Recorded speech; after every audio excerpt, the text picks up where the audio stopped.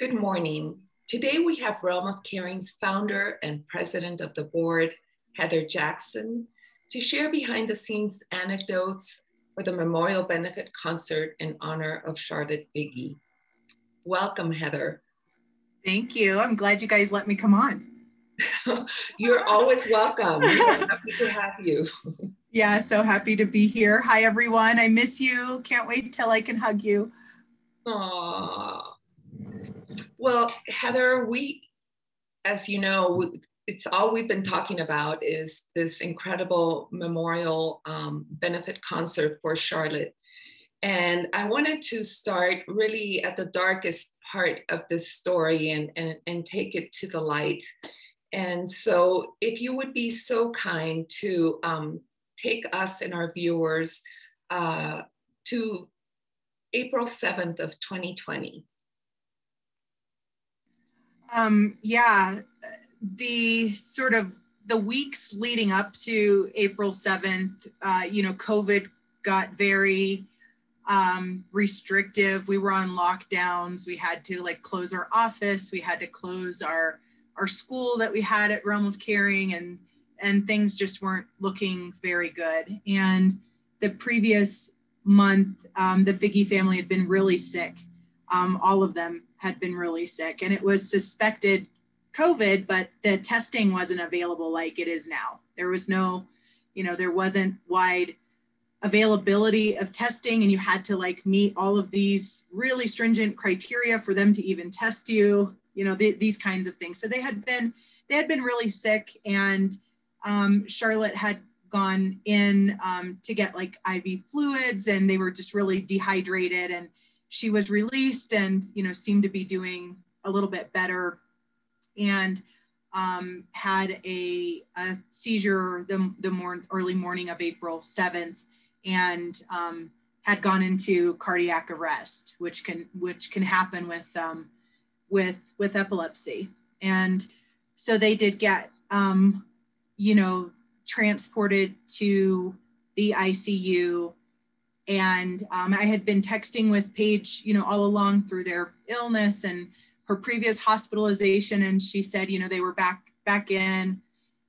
And I just sort of had, I get this sometimes with our families. More than 30 of my friends have lost their children. And so I've experienced a lot of loss with my families. And sometimes I'll get that sort of heart gut feeling that I need to get somewhere. And so I remember feeling super urgent that I needed to get to the hospital. I knew that I wasn't going to be able to go inside. They weren't allowing any visitors or anything like that inside. So I packed up a bag, I figured, I was like, so which direction is your window facing? I just wanted her to be able to see me, even though I knew that I wasn't going to be able to see her. And so I got a blanket and packed up a bag and with snacks and water. I didn't know how long I was going to be there, but I knew that I wasn't going to leave. And so I, gathered my mask and all my everything and went and sat near the helicopter pad out at the hospital, and had started texting Paige and asked if she could see me. And she said, yeah, I can see you. Can you see me? And I said, no, I can't see you. But if you can see me, good, right? And so I'm just planned on staying there as long as I could. I was kind of thinking someone was going to come kick me out or something, some security guard or something, because I looked like I was having a picnic near where the helicopter would land for Flight for Life or whatever. But I needed to be there because it was the only place where she could see me. So I was, basically going to have to beat someone up if they told me to move. At least that was kind of my plan. And it actually wasn't much longer after that she had texted and said, she's gone. And so, I just did. And after some amount of time, they had come down, and I couldn't hug them. it was really important to Paige to like stay over there. And, you know, because I had Zakai at home and, you know, she's like, you don't want to get this, you know? And so, yeah, she came out and had her, Charlotte used to wear beads and she had the beads and that was the day, you know, Charlotte transcended, you know, this realm. And that was on April 7th of last year. So we're coming up on the anniversary of that. And I still feel like although I have hugged Paige because we just did a private memorial, as you guys mentioned on last week's live, until then I really hadn't. And there's so many, you know, that I haven't been able to hug. And so this feels like, the celebration to me just feels like a hug. And, you know, the bonfire, I wanted to sort of replicate the bonfires that we used to have at Fort Figge at Paige and Matt's house back in the day. And yeah, I cannot believe it's been a year already that we're coming up on that. And it'll be Charlotte Figge Day on April 7th. So we did get the governor to proclaim April 7th, Charlotte Figge Day. I believe the proclamation says something, I love it. It's like this day and forevermore, like for every year forevermore in the state of Colorado will be Charlotte Figge Day on April 7th. Oh, Heather, thank you so much for walking us through that. I think, you know, the loss of a child would just be devastating. And the fact that it happened last year while we were on lockdown, while we have a worldwide crisis and we're in pandemic, there was no space or way to grieve Charlotte.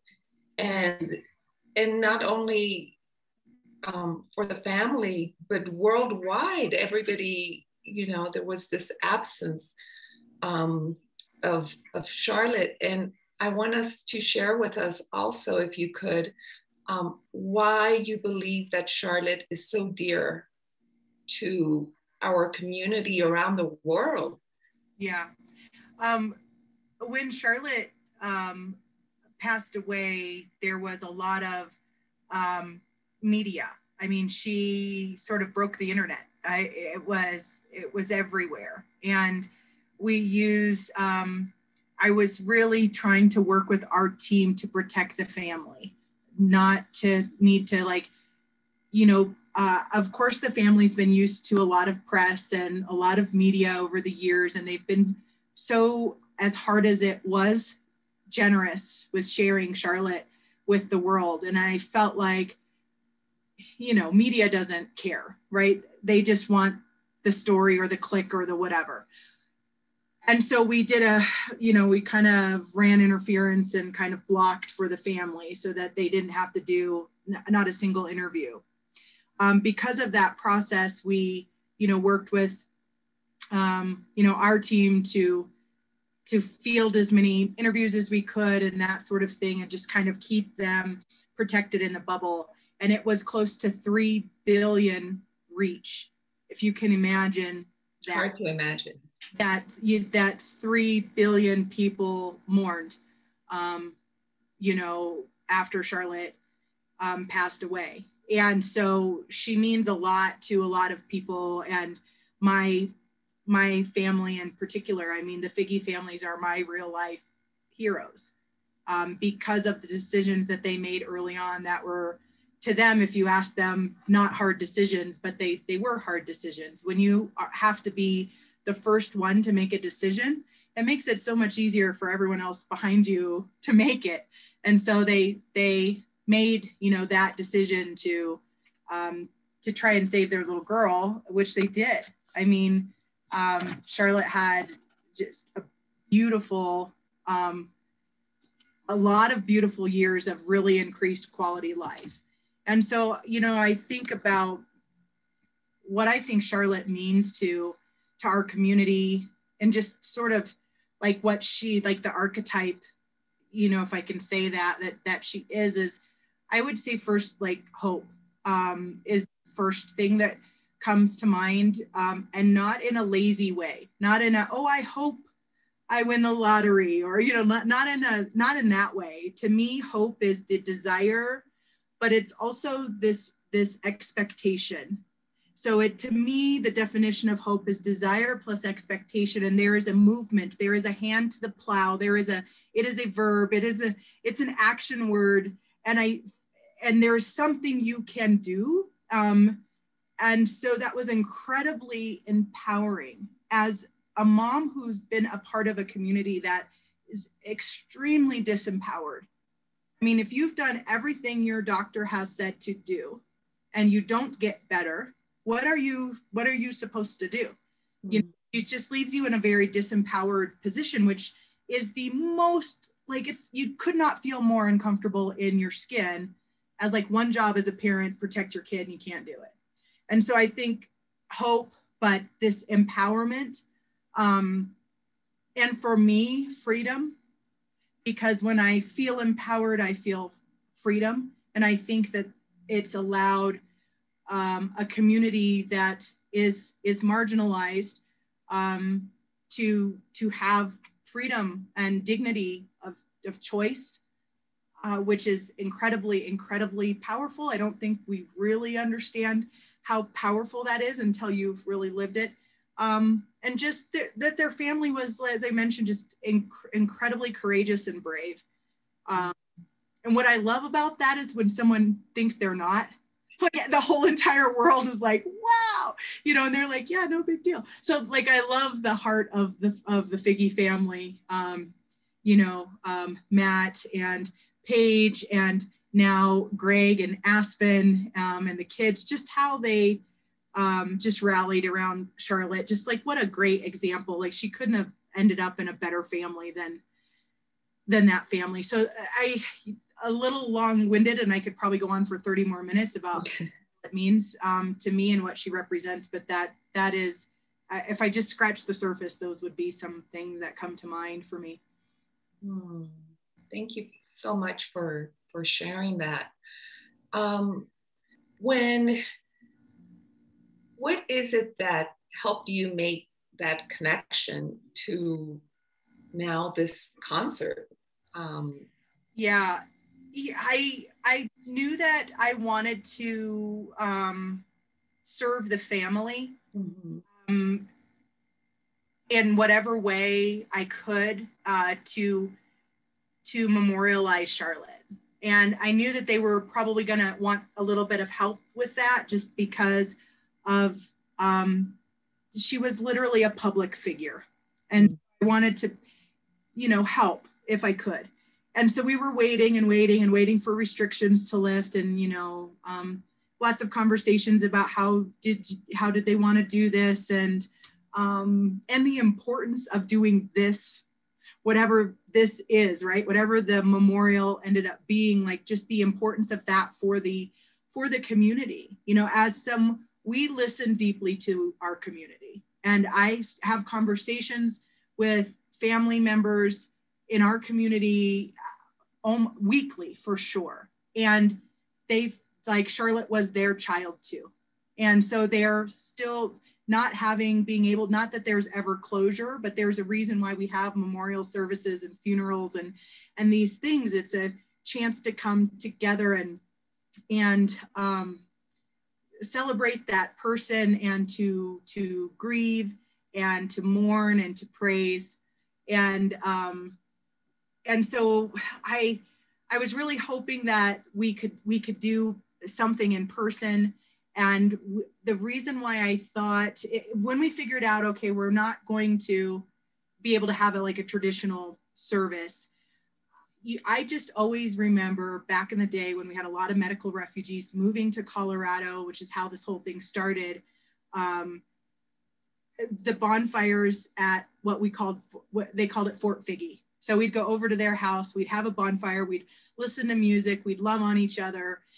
And that's what it was. And I was hoping we could try to recreate that the best that we could, even though we couldn't get together in person. So we actually thought we would do this at Red RoCs, and I had this vision of bonfires kind of throughout Red RoCs, and I knew we wouldn't be able to, you know, pack the house because of COVID, but it just didn't work out. Like the physical venue didn't work out because they limited how many people could come. So that's why we decided, okay, let's do a virtual bonfire and celebrate through music, because music is, I mean, it's so proud. It has saved me. Lyrics, connection through music has saved me many, many times. And it felt like after the last year that we've all had, not just the loss of Charlotte, but just the loss in general that we've had in not just in our country, which is what you're usually dealing with. You're usually dealing with like a family loss, a community loss, a state, like the tragedy we just had in Boulder.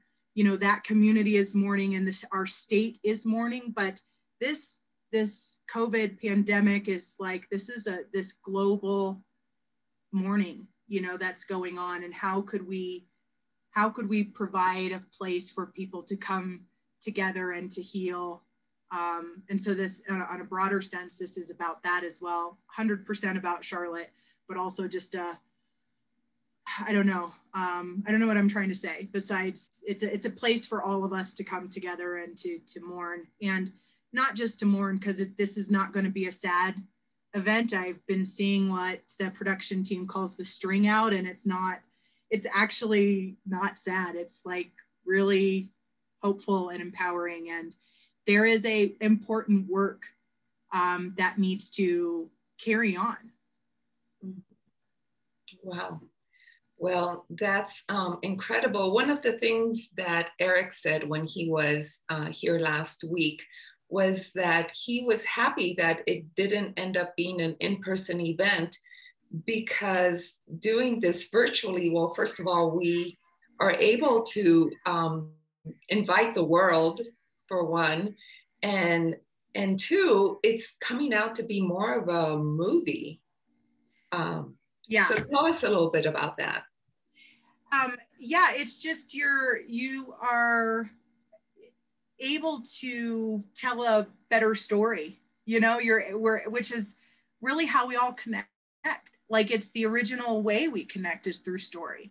And so when you're able to sort of produce a film, which this is going to be, I think, like a little over 2 hours, you're able to, oh yeah, there was this, and don't forget this, and let's really find a song that hits this. And so instead of, what I love about it is, instead of just saying, let's grab a couple of artists, you know, who really care about this movement, and they do, as you will hear on April 7th, we were able to really pick songs and like curate a playlist, which is like that to me that's what's made this like the most special, especially for this first year that it's happening on Charlotte Figge Day as a memorial for her, to be able to pick these songs that meant not just a lot to the family, but to our community and to this movement, to the dignity of choice that we should have in choosing our medicine and being able to access the good earth, like a plant.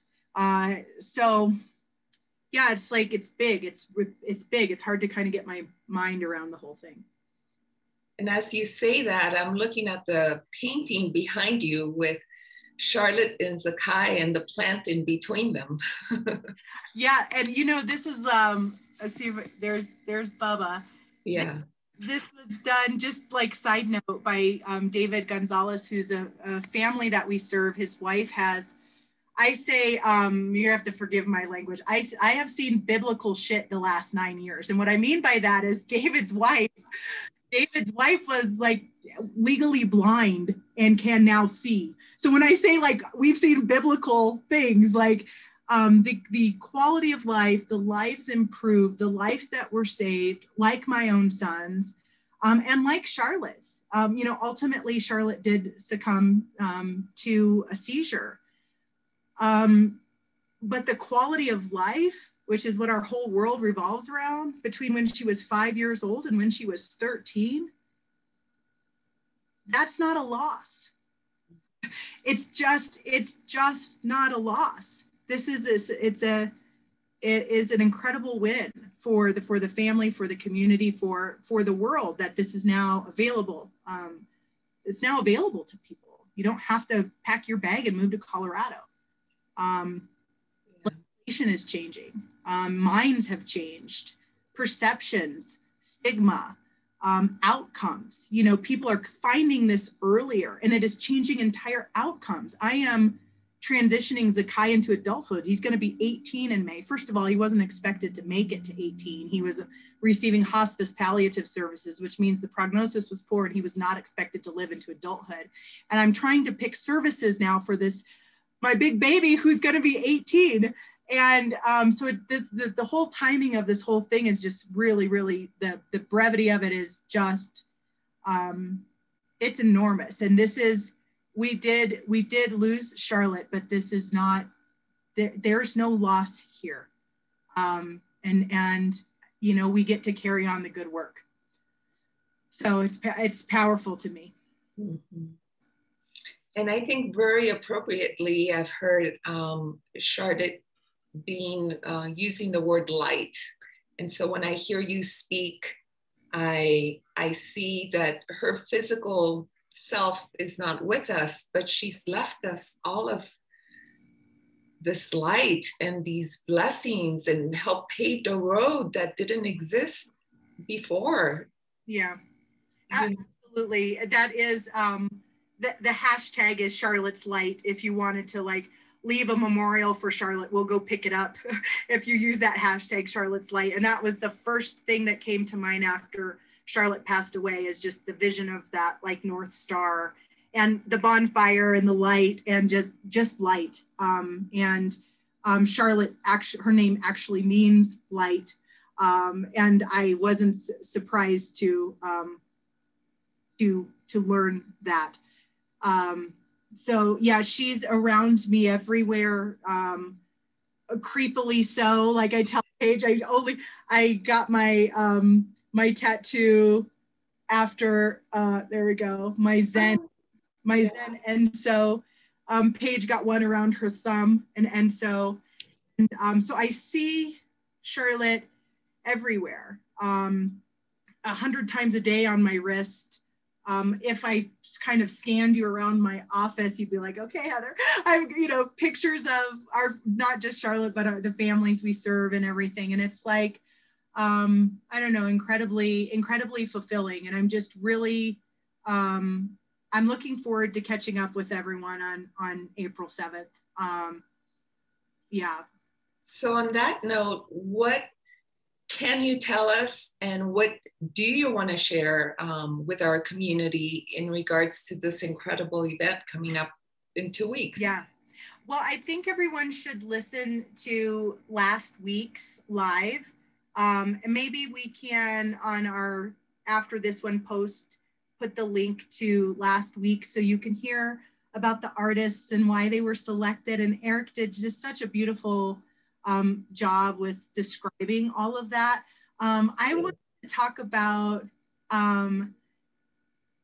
first of all, just like logistics, just a few things logistically, but then I wanted to talk about how my family's going to enjoy the concert, because it is virtual. I have been getting a few text messages and messages around saying they wish they could come. Everybody, you can come. We did do a physical private memorial with just the immediate family. And so that wasn't open to the public, just due to, it's just COVID. And so, but the concert's all virtual. So it's on April 7th. It starts at 6 p.m. Mountain Time. It's free. We do recommend going to rocktheroc.org and reserving your ticket. So you just click the ticket button, stick in your email address and your cell phone number. The cell phone number is optional, but we can text you when the concert goes live if you put in your in your cell. So you can reserve your ticket that way, but it's free. So the concert's free, April 7th, 6 p.m. Mountain Time, 8 p.m. Eastern. There's also a Kickstarter. So to fund the production costs, we did start a Kickstarter where you can get a lot of I have like a hair, hair in my mouth. It was annoying me. The Kickstarter has all of the gear from Shepherd Ferry's Studio #1. So sweatshirts and shirts and water bottles. And oh yes. Oh, thank you, Lisa. So this is the event poster. This one is a mock-up. So the ones that you will get that they're exclusive to this event will be printed on hemp paper. And so, I mean, just the symbolism with the rays and the logo. If you get closer, and the heart. I love the heart. I know. And the flame or light. Yes. So on the bottom represents the fire, represents the bonfire. And if you can lower your poster a little bit, and then the heart above that, realm of caring, like emanating love.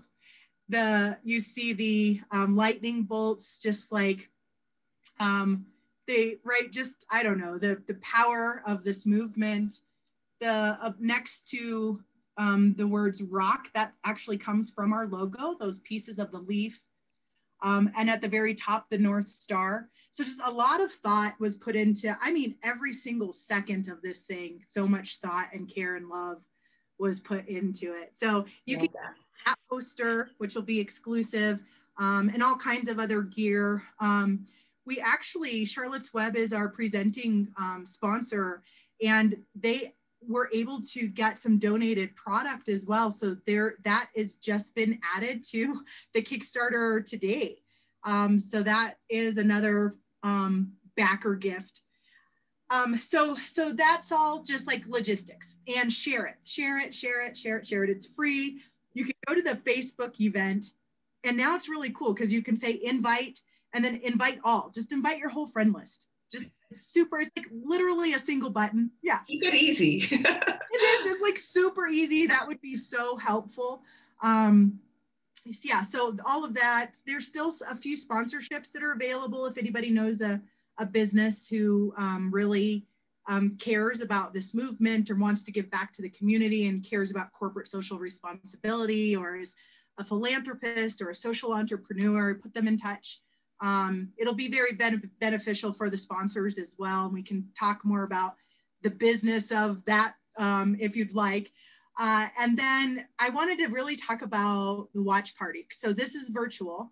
And I'm really hoping that you all will do is, set up I'm going to set up my own bonfire. So we just have a fire pit, like a gas powered fire pit. So we're just going to bring our, I ordered a projector off Amazon. It was super cheap. So I'm just going to good idea. Our garage door. And we're just going to have our own watch party here and laugh and remember, Charlotte with her, we called it her prison shank. Charlotte was always walking around with her, Yes. her bubble wand or knife or fork or spoon, usually spoon, and so just remembering, And also, I think this is really important. This just came on my heart. So I just want to say this, that you have to process emotions. You have to process grief. You do not have a choice. You're going to do it two ways. You're going to do this consciously, or your body will do this unconsciously. So if you don't grieve, and I know this because I have literally had breakdowns in my life, personal breakdowns, where my body is breaking down, my mind is breaking down because I chose to move too fast and not take the time to process grief. I'm going to try not to bawl like a baby. You can choose to do this consciously, which you can do through this concert. So if you come and you hear a song and it moves you and you cry and you bawl and your belly hurts, and And then then there is life. So only through really true processing of grief can you feel this real exuberation of life. And I saw this with the memorial that we did, the private memorial that we did with the family, about absolutely loathing coming. Even Paige telling me, I was not looking forward to this.